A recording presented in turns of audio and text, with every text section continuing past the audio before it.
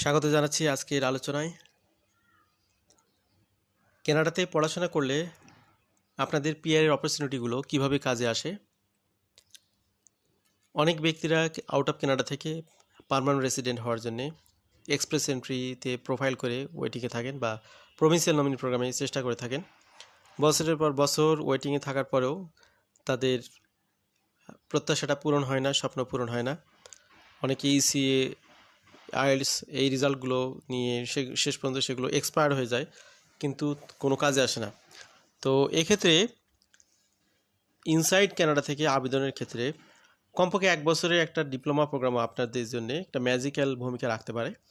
এই বিষয়গুলি আজকে তথ্য আকারে তুলে ধরা এবং প্র্যাকটিক্যাল এক্সাম্পল দিয়ে আপনাদের সামনে দেখাবো।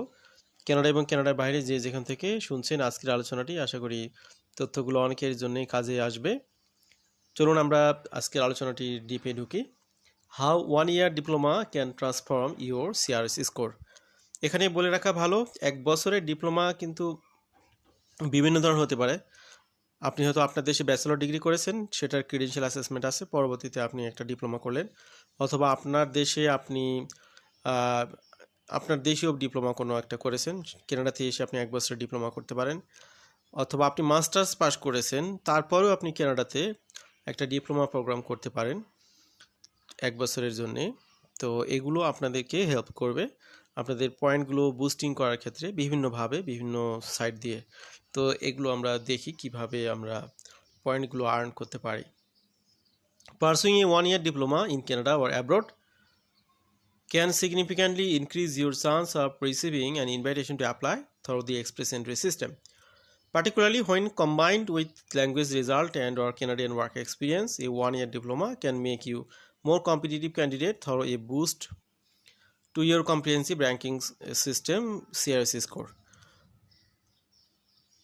Foreign credentials must be accompanied by an ECA which verifies the Canadian equivalent of your international credentials.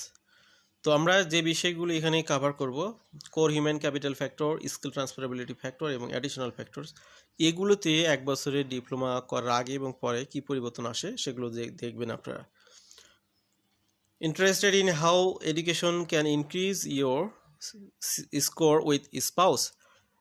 তো এবার আসি আমরা, আপনি আপনার সিআরএস স্কোরগুলো সিআরএস ক্যালকুলেটর দিয়ে চেক করে নিতে পারেন। তো আমরা যে টপিকসগুলো কভার করব তার মধ্যে শুরুতেই হলো কোর হিউম্যান ক্যাপিটাল ফ্যাক্টর, আপনার এজ, এডুকেশন, ওয়ার্ক এক্সপিরিয়েন্স, তারপরে আপনার ল্যাঙ্গুয়েজ টেস্ট, এগুলোর উপর বেস করে সাধারণত কোর হিউম্যান ক্যাপিটাল ফ্যাক্টরে আপনাদের পয়েন্টটা